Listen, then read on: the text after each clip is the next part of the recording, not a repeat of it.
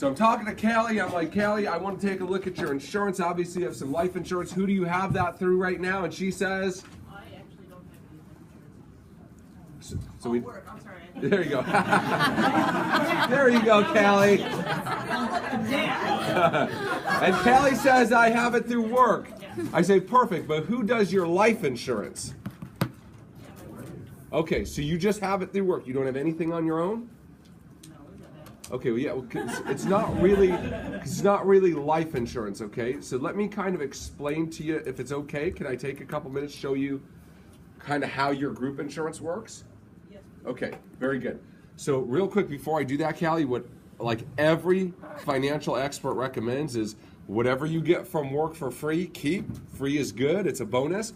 But whatever your family needs, you must own privately. Okay, you can't count on what you have through work. I'm going to show you why, all right? Okay, very good. There's really 4 issues with work insurance, okay? The first one is the trend, Callie. So every time you turn on the news to show employees jumping for joy outside of their corporation's headquarters with the headline, employee benefits getting better and better. Employees paying less, getting more. Employees jumping for joy because their benefits are improving. Is that what it says? What does it say, Callie? It says the opposite. Right, yeah, right, okay. Health insurance costing more, employees going to contract, right? 401ks going away, pensions going away. So the trend in employee benefits, Callie, is this. They're going away, okay? Callie, 20 years from now, there will be no such thing as group life insurance, okay? And the reason is this. People in China, people in Mexico, people in India, they don't have such a thing as group life insurance, okay? So as our economy globalizes, this benefit is going to disappear, and it's already disappearing.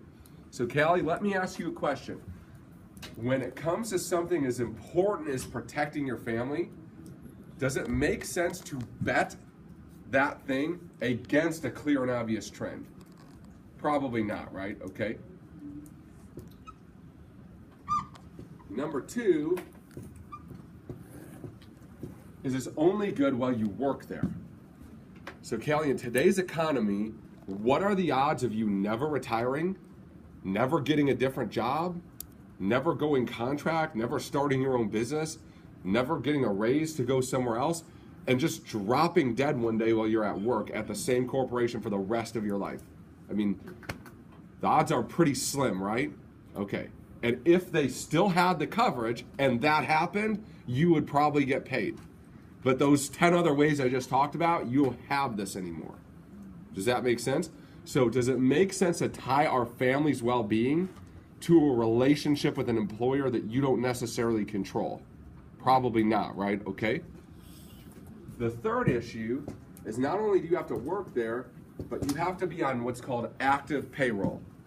So Callie, if God forbid you got really sick, you got really hurt, and you had to go on disability to make your mortgage payment, to keep your health insurance, all these things, right? Okay, you would no longer be eligible for life insurance. So if you're not on active payroll, this insurance benefit goes away. Okay, so Callie, we don't want your family having to choose between, can I get money to pay for food, gas, and housing, or do we have no money and hold out in case she dies and make sure we get her life insurance? We don't want our family having to choose that. Right? We want our family to get the disability money because we have our own life insurance. Does that make sense to you? Okay, very good. And the fourth reason is something called a living benefit. Okay, and I just tell the exact same story that I told on the single people. So private policies, Callie, have something called a living benefit, where if God forbid you got very sick or very hurt, okay, you would be eligible to take up to $400,000 out of that while you're alive. So Callie, let me just tell you a couple of very quick stories about this. There was a woman named Cindy Kicklighter. She's in Primerica. She's an RVP in Connecticut. In September of 2013, she was diagnosed with stage 4 breast cancer. She was given 90 days to live. They said, we don't even want to treat you. Go home and get your affairs in order. Cindy Kicklighter did not accept that and pulled this money out of her policy and went down to a place called the Invita Clinic in Arizona where they do experimental treatment, okay? So non-FDA approved means one thing to your health insurance company when it's time to pay those medical bills. What do you think that means, Callie? It means they're not paying $1 of it. $23,000 a month is what this woman was spending to go through this treatment. Twice a month, she would drive from Arizona to Mexico to get blood transfusions that are illegal in the United States at 10 grand a pop. So Callie, she's spending $43,000 a month of her own money to get treatment. That was September 2013 with 90 days to live. It's January of 2017 today, Callie. She is alive and doing well for one reason. What's that reason, Callie? She had some money to get treatment her health insurance company would not approve. Okay, the second story I want to share with you real quick is about a guy named Magic Johnson. You've heard of him, right? In 1990, Magic Johnson had AIDS. In 1995, every human on the planet Earth that had AIDS in 1990 was dead, except for one guy named Magic Johnson, who spent $10,000 a week getting blood transfusions until the medicine could catch up with him. Okay, since 2017, Magic Johnson's alive and doing well. No sign of AIDS or HIV in his body for one reason, Callie. What's that one reason? He had money. Callie, if God forbid something terrible like that happened to you, would having an account with $400,000 in it just in case be helpful? It would, right? Do you have an account with $400,000 in it just in case? Okay, and you'll never have one at work, but you will have one privately. Does this make sense why whatever we get for free, we keep, but anything we would need, we need to have privately because we flat out don't control what we have at work? Does that make sense to you? Great. Okay, so Callie, let me ask you a couple of questions here really quickly. If money weren't an issue and you had unlimited amounts of money to pay for premiums, how much coverage would you want your family to have? And I'm going to get a number. I'm either going to get a what? A good number or a not good number. If it's not good, I'm going to coach them. If it's good, I'm going to move forward. Okay, Callie? The second question I have is this. Obviously, money's always a concern when it comes to things like this.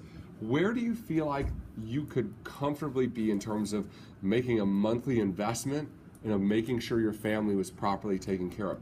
Callie, most of our clients will say somewhere between $75 and $100 a month. Some people say more than that.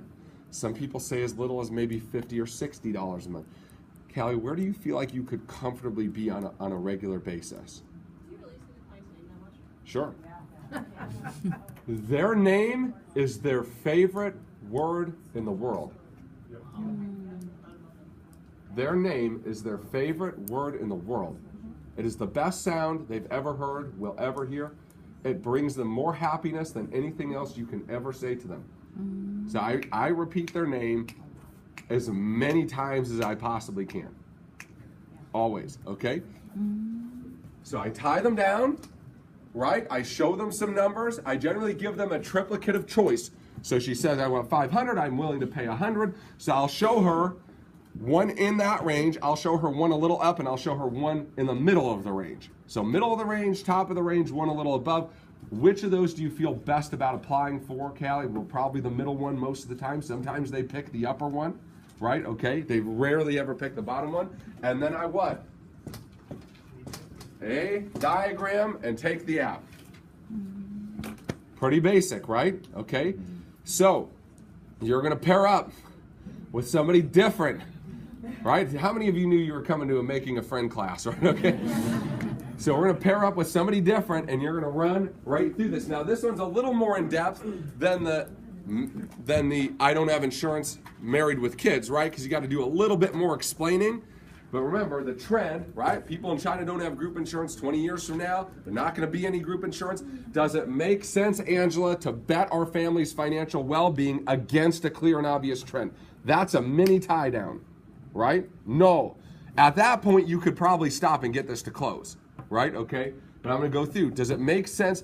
What are the odds, Angela, of you working at the same place forever, never retiring, never getting sick, never going on disability, never getting a better job offer, never going contract, never deciding to start your own business, and just dropping dead one day at work at the same place you're working at now 30 years from now? What are the odds of that?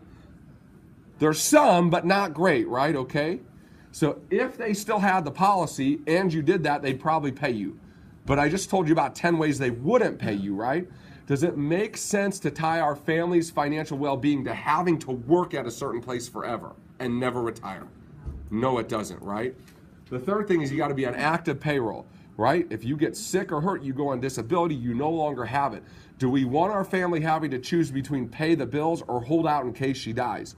No, right? Okay, great. And the third thing is the living benefit, tell the stories. And the tie down on that is if you had an account with $400,000 in it, would that help you? Yes. Do you have an account with $400,000 in it? No. Does this make sense why you need to have this? Great. Tie them down, do the A diagram, take the app. So find another partner, one time, back and forth. Go.